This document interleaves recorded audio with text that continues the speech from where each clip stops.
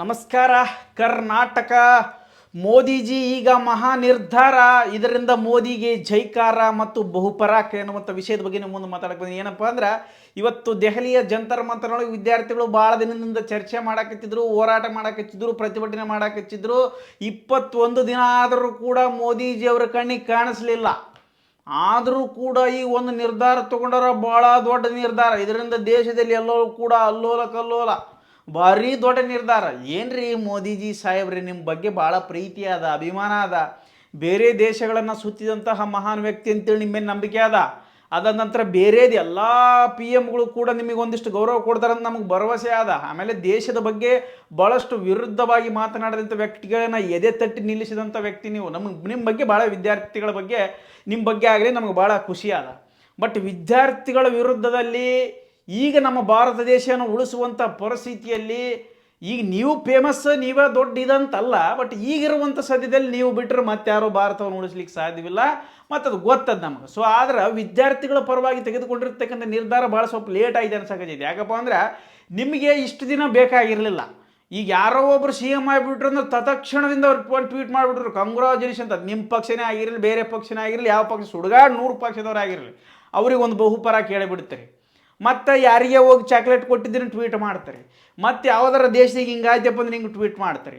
ಮತ್ತು ಯಾರ ನಿಮ್ಮ ದೋಸ್ತರಿಗೆ ಬರ್ತ್ಡೇ ಇತ್ತಪ್ಪ ಅಂದ್ರೆ, ಅಥವಾ ಯಾರು ಅವ್ರ ಮನೆಗೆ ಯಾರನ್ನ ತೀರ್ಕೊಂಡಿದ್ರಪ್ಪ ಹಂಗೆ ಸಂತಾಪ ಇದು ಮಾಡಿಬಿಡ್ತಾರೆ. ಬಟ್ 21 ಜನ ವಿದ್ಯಾರ್ಥಿಗಳು ನಿಮ್ಮದೇ ಸರ್ಕಾರದೊಳಗೆ ಜೀವ ಹೋದರೂ ಕೂಡ ಮನಸ್ಸಿಗೆ ತೊಗೊಂಡಿಲ್ಲ, ತಲೆನೇ ಕೆಡಿಸ್ಕೊಂಡಿಲ್ಲ.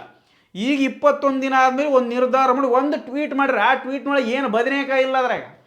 ಏನ್ರಿ ದೇಶದ ಪ್ರಧಾನಮಂತ್ರಿ ಇದ್ದೀರಿ, ಅದ್ರ ಬಗ್ಗೆ ಏನಾರು ಗಮನ ಹರಿಸಿರಿ ವಿದ್ಯಾರ್ಥಿಗಳ ಬಗ್ಗೆ ಅಂದಾರ ಅಲ್ರಿ. ಅದರ ಟ್ವೀಟ್ನೊಳಗರಿ ಏನೈತೆ ಅದೇ ನಾವು ಅದೇ ಇಷ್ಟು ಆ ಮಾತು ಹೇಳೋಕೆ ಇಷ್ಟು ದಿನ ಬೇಕಾಗಿತ್ತ? ಏನು ಟ್ವೀಟ್ ಮಾಡಿರಿ ನೀವು? ವಿದ್ಯಾರ್ಥಿಗಳ ಭವಿಷ್ಯ ನಮಗೆ ಭಾಳ ಮುಖ್ಯ, ಆದಷ್ಟು ಬೇಗ ಒಂದಷ್ಟು ನ್ಯಾಯಾಲಯಗಳನ್ನು ನಾವು ನಿರ್ಮಾಣ ಮಾಡಿ ಆದಷ್ಟು ಬೇಗ ನ್ಯಾಯ ಕೊಡ್ತೀವಿ ಅಂತ. ಆ ನ್ಯಾಯ ಗೊತ್ತದ, ನಮ್ಗೆ ಅನ್ಯಾಯ ಆಗ್ಯದ ನನಗೆ ಗೊತ್ತದ. ಆದ್ರೆ ಅನ್ಯಾಯ ಆಗೈತೆ ಅಂತೇಳಿ ಒಪ್ಪಿಕೊಂಡ್ರಲ್ಲ, ಅದ ದೊಡ್ಡ ವಿಷಯ ನಿಮ್ಮದು. ಮತ್ತು ದಯವಿಟ್ಟು ಇದು ಭಾಳ ತಡವಾಯ್ತು ನಿರ್ಧಾರ. ಈ ನಿರ್ಧಾರದಾಗ ಆ ಟ್ವೀಟ್ನಿಂದ ನಮ್ಗೆ ಏನು ಬದನೆಕಾಯಿ ಸಿಗೋದಲ್ಲ, ಮತ್ತು ಆ ಟ್ವೀಟ್ನಿಂದ ಏನು ದೇಶನೂ ಉದ್ಧಾರ ಆಗೋದಿಲ್ಲ. ನೀವು ಟ್ವೀಟ್ ಇದೆಲ್ಲ ಕೆಲ್ಸಕ್ಕೆ ಬರಲ್ಲ, ಟ್ವೀಟ್ ಮಾಡೋದು ಬಿಟ್ಬಿಡ್ರಿ. ಮೊದಲು ಆ ಧರ್ಮೇಂದ್ರ ಪ್ರಧಾನ್ ಅವ್ರು ರಾಜೀನಾಮೆ ತೊಗೊಳ್ರಿ, ಆ ಹುಡುಗರಿಗೆ ಒಂದಷ್ಟು ಕೋಟಿ ರೂಪಾಯಿ ಪರಿಹಾರವನ್ನು ನೀಡ್ರಿ, 1 ಕೋಟಿ ರೂಪಾಯಿ ಪರಿಹಾರ ನೀಡ್ರಿ ಅಂತ ನಿಮ್ಗೆ ಆಗ್ರಹಿಸ್ತು. ಅದು ಬಿಟ್ಟು ನೀವು ಟ್ವೀಟ್ ಮಾಡಿಕ್ಯಂತ ಇನ್ನು ನ್ಯಾಯಾಲಯ ಮಾಡ್ತು, ಇನ್ನು ತನಿಖೆ ಮಾಡ್ತು, ಇದರಿಂದ ಯಾರಾದ್ರೂ ನೋಡಿಕ್ಯಂತು ಬ್ಯಾಡಿ. ಬುರುಡೆ ಭವಿಷ್ಯ ಬ್ಯಾಡ್ ನಮಗೆ. ನಮ್ಮ ದೇಶದೊಳಗೆ ಈ ಬುರುಡೆ ಭವಿಷ್ಯ ಜಗ್ ನೋಡಿಬಿಟ್ಟಿವಿ ನಾವು. ಎಲ್ಲ ಪಕ್ಷದವ್ರು, ನೀವು BJP ಅಂದ್ರೆ ನೀವೆಲ್ಲ, ಕಾಂಗ್ರೆಸ್ ಅಂದ್ರೆ ಕಾಂಗ್ರೆಸ್ಸರೆಲ್ಲ, ಯಾರ ಪಕ್ಷಕ್ಕೆ ಬರ್ತಾರೋ ಅವರೆಲ್ಲ ಬುರುಡೆ ಭವಿಷ್ಯಗಳು ನೋಡಿಬಿಟ್ಟಿವಿ. ಈಗ ಆಲ್ರೆಡಿ ವಿದ್ಯಾರ್ಥಿಗಳೆಲ್ಲ ತಯಾರಾಗಿ ನಿಂತು ಬಿಟ್ಟಾರ. ಈ ದೇಶದೊಳಗೆ ಏನಾರ ಆಗಲಿ ಒಟ್ಟು ನಮಗೆ ನಿರ್ಧಾರ ಬದಲಾವಣೆ ಆಗಂಗಿಲ್ಲ. ಇದು ಕಾಕ್ರೋಚ್ ಪಾರ್ಟಿ ಬಂದು ಹಿಂದೂ ದೇವತೆಗಳ ಬಗ್ಗೆ ತಪ್ಪು ಮಾತಾಡ್ರಿ ಅಂತ ಬುರುಡೆ ಬಿಡೋಕೆ ಹೋಗ್ಬೇಡ್ರಿ. ಯಾವನ್ ತಪ್ಪು ಮಾತಾಡೋಣ ಒಳಗೆ ಹಾಕ್ರಿ, ತಲೆ ಕೆಡಿಸ್ಕೊಳಕ್ಕೆ ಹೋಗ್ಬೇಡ್ರಿ. ನಾವು ಅದಕ್ಕೆ ಹೊಣೆಗಾರರಲ್ಲ. ಬಟ್ ವಿದ್ಯಾರ್ಥಿಗಳ ಪರವಾಗಿ ಧ್ವನಿ ಎತ್ತಿ, ವಿದ್ಯಾರ್ಥಿಗಳಿಗೆ ಆದಷ್ಟು ಬೇಗ ನ್ಯಾಯ ಕೊಡ್ರಿ. ಬರೀ ಟ್ವೀಟ್ ಮಾಡ್ಕೋತಾ ಕುಂದ್ರಬೇಡ್ರಿ. ಧರ್ಮೇಂದ್ರ ಪ್ರಧಾನ್ ರಾಜೀನಾಮೆ ತೊಗೊಂಡ್ಬಿಟ್ರೆ ಇಲ್ಲಿ BJP ಪಕ್ಷ ಬಿದ್ದೋಗ್ಬಿಡ್ತದ, ಅಥವಾ ಕೇಂದ್ರ ಸರ್ಕಾರ ಬಿದ್ದು ಅಷ್ಟು ಡಿಮ್ಯಾಂಡ್ ಅದಾರ ಧರ್ಮೇಂದ್ರ ಪ್ರಧಾನ. ಹೆಂಗ್ರಿ ಮೋದಿಜಿಯವ್ರು, ನಿಮಗಿರ್ತಕ್ಕಂಥ ತಾಕತ್ತಿನ ಮುಂದೆ ಯಾವ ಧರ್ಮೇಂದ್ರ ಪ್ರಧಾನವೂ ಇಲ್ಲ. ಈಗ ನಮಗೆ ಗೊತ್ತಿದ್ದಷ್ಟು ಮಟ್ಟಿಗೆ ಕಿತ್ತೊಗಿರತ್ತಾಗ ನಿಮ್ಮದೇ ಪಕ್ಷದವ್ರು ಬರ್ತಾರಲ್ಲ, ಯಾಕೆ ತಲೆ ಕೆಡಿಸ್ಕೊಂಡ್ರೆ ಅಷ್ಟು? ಹಂಗಾಗಿ ವಿಚಾರ ಮಾಡಿರಿ. ಒಂದು ಕಾರಣದಿಂದ ಇಡೀ ಜಗತ್ತಿನೊಳಗೆ ಮತ್ತೆ ಕೆಟ್ಟ ಹೆಸರು ತೊಗೊಳಕ್ಕೆ ಹೋಗ್ಬೇಡ್ರಿ. ಇದ್ರ ಬಗ್ಗೆ ಚರ್ಚೆ ಮಾಡಿರಿ. ಟ್ವೀಟ್ ಮಾಡೋದು ಬಿಡ್ರಿ. ಇವೆಲ್ಲ ಬುರುಡೆ ಬಹು ಜಗ್ ನೋಡಿಬಿಟ್ಟಿವಿ. ಸೊ ಹಂಗಾಗಿ ವಿದ್ಯಾರ್ಥಿಗಳ ಪರವಾಗಿ ಏನಾರು ಒಂದು ನ್ಯಾಯ ತೊಗೊರ್ರಿ. ನಾವು ಆ ಪಕ್ಷದವ್ರು ಈ ಪಕ್ಷದವ್ರು ನಾವು ಜಾಸ್ತಿ ಮಾತಾಡ್ತೀವಿ ಅಂತ ಕಾಂಗ್ರೆಸ್ ಪಕ್ಷದವರಲ್ಲ, ಬೇರೆ ಒಂದು ಪಕ್ಷದವರಲ್ಲ, ನ್ಯಾಯಯುತವಾಗಿ ಮಾತಾಡಕತ್ತೀವಿ. ಅದು ಬಿಟ್ಟರೆ ಬೇರೆ ಏನೂ ಪ್ರಶ್ನೆ ಮಾಡೋದಿಲ್ಲ. ನಿಮ್ಮ ಬಗ್ಗೆ ಭಾಳಷ್ಟು ಗೌರವದ, ಆದಷ್ಟು ಬೇಗ ಒಂದು ಒಳ್ಳೆ ನಿರ್ಧಾರ ತೊಗೊರ್ರಿ.